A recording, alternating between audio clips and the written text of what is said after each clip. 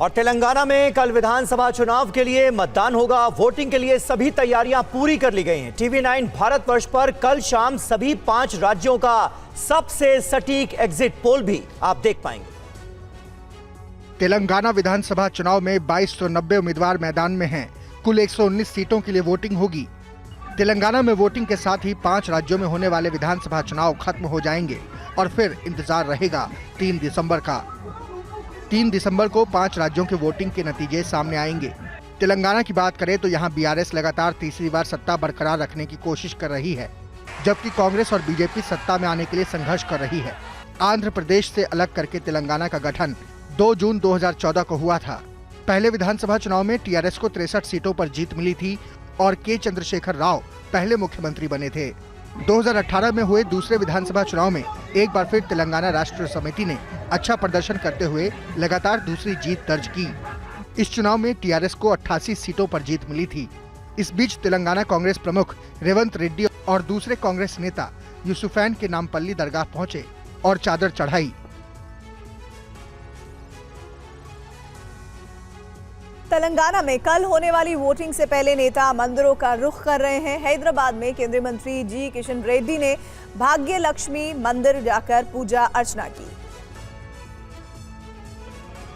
पारंपरिक वेशभूषा में भाग्य लक्ष्मी मंदिर में जी किशन रेड्डी नजर आए। मंदिर में मां लक्ष्मी की पूजा अर्चना की और जीत का आशीर्वाद मांगा। इस चुनाव में मैं तेलंगाना जनता से ये अनुरोध करता हूँ, सभी लोग अपना अधिकार है मत, आपका वोट, सभी लोगों उसका उपयोग करना चाहिए।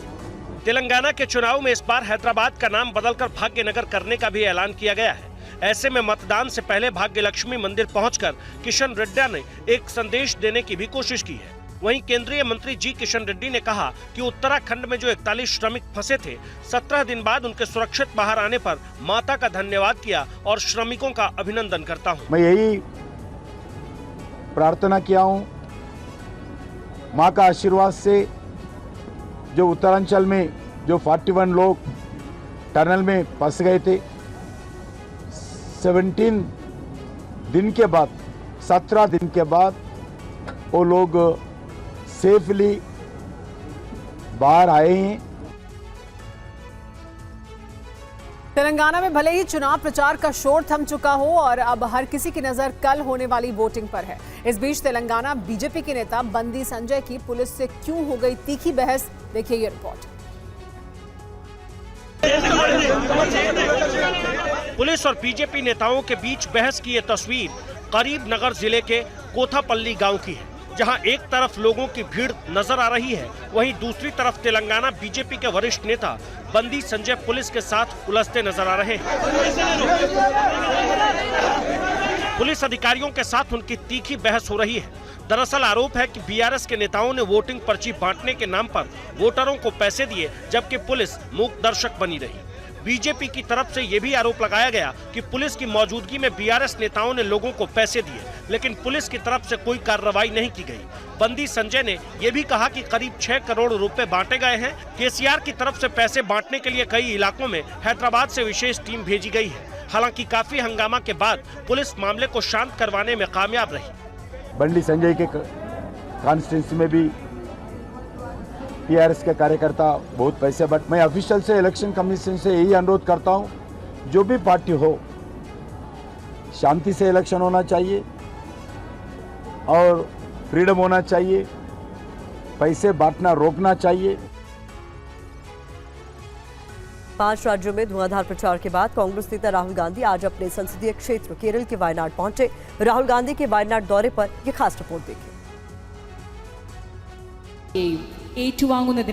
तेलंगाना, छत्तीसगढ़, राजस्थान, मध्य प्रदेश और मिजोरम में प्रचार अभियान के बाद कांग्रेस के पूर्व अध्यक्ष राहुल गांधी 4 दिवसीय यात्रा पर वायनाड पहुंचे हैं। राहुल गांधी केरल में 1 दिसंबर तक रहेंगे और कई कार्यक्रमों में हिस्सा लेंगे। कोझिकोड के एक बुक लॉन्चिंग कार्यक्रम में बोलते हुए राहुल ने कहा कि किसी भी नेता के लिए मानवता सबसे ऊपर होना चाहिए। विनम्रता ही किसी नेता की सबसे बड़ी पहचान होती है।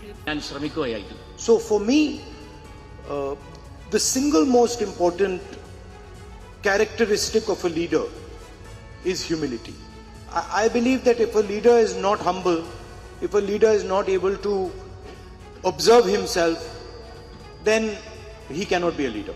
अपने 4 दिन के केरल दौरे पर राहुल वायनाड में पार्टी कार्यकर्ताओं के साथ भी मुलाकात करेंगे। इसी बीच केरल के प्रभारी तारिक अनवर ने कहा कि राहुल गांधी फिर से वायनाड से लोकसभा चुनाव लड़ेंगे, क्योंकि यहाँ के लोगों से राहुल को बहुत लगाव है।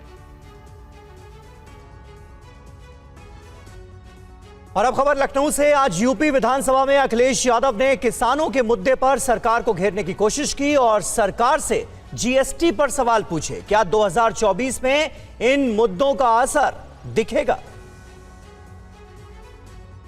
रेवेन्यू सरप्लस बजट है आपका। यूपी विधानसभा में अखिलेश ने एक साथ कई मुद्दों पर योगी सरकार से सवाल दागे। अखिलेश ने डेंगू से हो रही मौत पर सरकार को घेरा और कहा कि राज्य में सरकारी अस्पतालों की हालत बदतर है। वहीं अखिलेश ने कहा कि कृषि उपकरण पर लिए जा रहे जीएसटी पर डबल इंजन की सरकार कुछ करती क्यों नहीं? किसान की मदद के लिए जीएसटी को कम किया जाना चाहिए। मैं आपसे केवल ये चाहता हूँ, माननीय मंत्री जी, मैं आपसे ये निवेदन कर रहा हूँ कि माननीय सदस्य ने ये पूछा है कि जीएसटी इतने 12% से लेकर के 18% आप इक्विपमेंट्स और जो फार्मर्स यूज करते हैं वो ले रहे हैं। क्या डबल इंजन की सरकार और रेवेन्यू सरप्लस सरकार और लगातार चलती हुई सरकारें, दिल्ली में 10 साल और यूपी की लगभग 7 साल, क्या ये किसान की मदद के लिए आप जीएसटी कम करेंगे या आप अपने खजाने से दोगे किसानों को सुविधा या नहीं दोगे?